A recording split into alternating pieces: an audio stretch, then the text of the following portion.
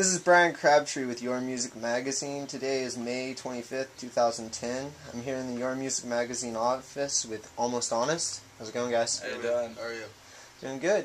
Nice. You guys are participating in the July 1st Your Music Olympics going on in San Jose. But before we get into that, I was wondering if I could get a little introduction to who each one of you are, what you do in the group, maybe who's not here, who fills out the band and everything like that. Cool. Well, I'm Justin Florence. I play guitar for the band Almost Honest, and I'm Drew Oropeza. I am the vocalist.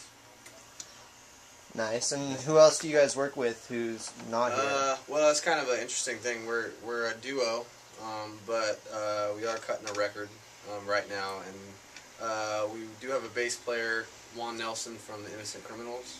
Is going to be doing some work with us. He played on the record. And on the record, Kenny Arnoff played drums as well.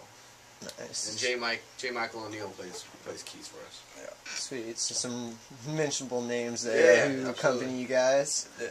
Pretty lucky to have them involved. Yeah, definitely lucky, because I mean, when we started this project, you know, everything we were recording back in our earlier days, it was simply acoustic and just as like a kind of singer-songwriter duo. And then when we made the record, we had this vision for what we wanted to sound like with the band. So we were really, really particular with the players that we wanted. So it was really cool that they wanted to sign on and do the record with us. Can I get one of you to tell me a little bit more how you guys got started? Maybe where you guys come from, what other groups and stuff along those lines, and how you got to now? You can start with your musical background. Yeah, well, I've been in the San Jose rock scene since I was, 13 years old, just playing as much clubs as I could and being in bands. Was in a rock band for most of my career for the past about 6-7 years.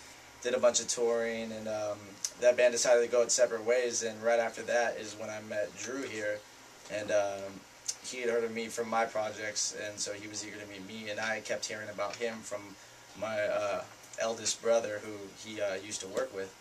And he showed me one of his home recordings one day, and I loved it. And so got together with him that night and started writing music.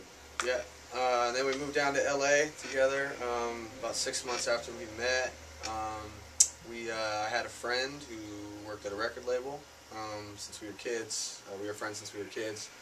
She signed on and started managing us. That's how we got hooked up with James Sias, who's producing the record. He was in a band called Porno for Pyros, played with Jane's Addiction, and he worked with Social Distortion a lot. So it was kind of an interesting mixture of backgrounds, because he's a rock guy. Played in rock bands. I came more from an R&B background, and then hooking up with James, who's punk rock. Yeah, he was real gritty. Yeah, real gritty rock. Producing the records, giving us a really good mixture of musical textures, I guess you could say. Yeah, and not to mention also Clark Germain, who was the engineer on the record. He's done everyone from. He's won Grammys. Yeah, the man's won Grammys, so it's crazy that he was working with us. But he was a really vital part in the whole recording process. He made our sound really, really organic without it being too polished, and came out just right, I think. Mm-hmm. Yeah. Absolutely. Can I get one of you kind of to tell me about the sound and style of Almost? Yeah, well, like Drew said, it was really interesting when we first got together, because I come from a real rock background, and Drew comes from a real R&B background. So when we meshed them together, we didn't really know how it would sound, but it ended up sounding, umbrellaed by pop, but with a lot of soul and a lot of blues in it. And through that, we kind of formed our own sound. So it's definitely, and especially with the band that we got behind us. I mean, with Juan Nelson starting his career, playing with Ben Harper, and then Kenny Arnoff, who his first band was John Mellencamp. So it's like we got these really old school players. Yeah, it's like rock drums, bass, like a groove bass, and then Justin's got a really unique style, and then my vocals would be more R&B, with our producer pushing me more rockish. So it's kind of an infusion of stuff. Yeah. It's kind of unique. I mean, we've been trying to, people ask us what our sound is, and it's really kind of hard to tab it. You don't want to get into the whole thing, like, if we put this guy into a blender with this guy, then you get this guy. So it's kind of just, I don't know. Yeah. It's definitely different. Yeah. So. Yeah. I read on your website that you described as powerful vocals. Mm-hmm. Just wondering how you meant by that, like lyrically, like where do you guys go that direction? Yeah, it's I mean the album, for instance, the record that we're working on is definitely all written. We're not real lyrically. When I write lyric, it's not real metaphoric. Also, he writes music, I do lyrics, so we're together to write the songs. But I'm not real metaphoric. It's real straightforward. It's got a little bit of an edge to it, whereas a lot of pop music is a little bit, bubblegumish. Our music's more, and our lyrics are more straight to the point. And as far as the vocals, coming from an R&B background, growing up listening to Boyz II Men and Babyface and Sam Cooke, going back to Marvin Gaye, stuff like that. There's more soul R&B vocal involved, so it's not so straightforward, straight across the board. It's more room for me to do stuff and move around a little bit. So yeah, and because of just like how vast his range was, it was really different for me being able to write music to someone who can really hit all the different sides of the spectrum of vocals and pitch and everything. Because I'm so used to working with rock singers who like to stay in one niche, but because he was able to just completely expand the way he sings and really broaden his vocal horizons, I was able to kind of do the same with guitar. So right off the bat, when we started working together, we just not only did our sound really come to fruition, but we became better as artists ourselves when we started working together. For sure. You also say you have a lot of classic guitar influences. What influences? Yeah, well, through? My dad was he was in an old acoustic kind of soul funk band, and so he got me started playing acoustic guitar actually when I was about 8 years old, and he the first covers he taught me was Miles Davis cover, Earth, Wind and Fire cover, and an Elvis cover. So that's actually where my roots came from, and ever since then, after I learned really soul, and I learned blues, is when I started developing a knack for trying to incorporate that in everything I wrote in the future.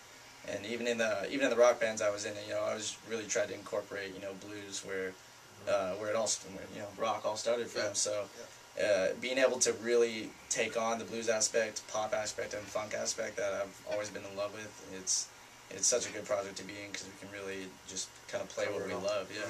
Totally. And you guys have been talking about the CD you guys have been working on. Any details on the name, when it's coming out, and how's that going to sound? Yeah, you know what, we've been, it's the end of May. We've been back and forth to LA since January. We're there every week. Actually, a week off this week. We're still working on the name. Might be a self-titled EP. It's an EP, so it's gonna be 6 songs.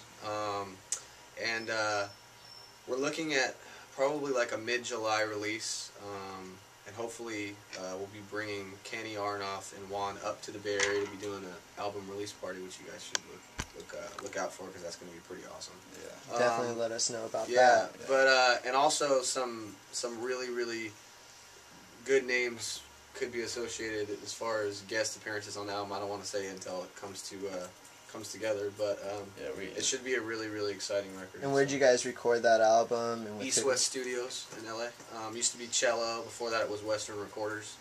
And I was talking to him earlier about it was really cool because the studio we recorded in at East West, it was actually where Beach Boys recorded Pet Sounds. Same exact studio, so it's got a lot of history. And Sinatra did a bunch of stuff. Sinatra did My Way.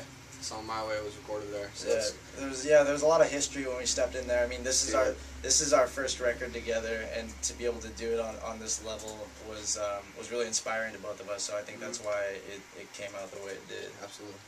So yeah, mid-July, we're working with iTunes on some stuff with that. So we got some exciting stuff coming up. It's just kind of we're kind of in that mid-stage right now. We're waiting for the record to get completed, and then it's go time. Yeah. Well, sweet, guys. We're winding down to the end of the interview here. I just want to give you a chance to let people know where to find you, and if you have any last words. Okay. Well, you can find us. There's so many social networking sites. You can find us on Facebook, Almost Honest, Twitter. We're actually starting to tweet a lot. Oh, yeah, I know. And that's actually Official AH, I think is what it's under. Yeah, but they keep changing it now. and we also have the MySpace, which is MySpace.com.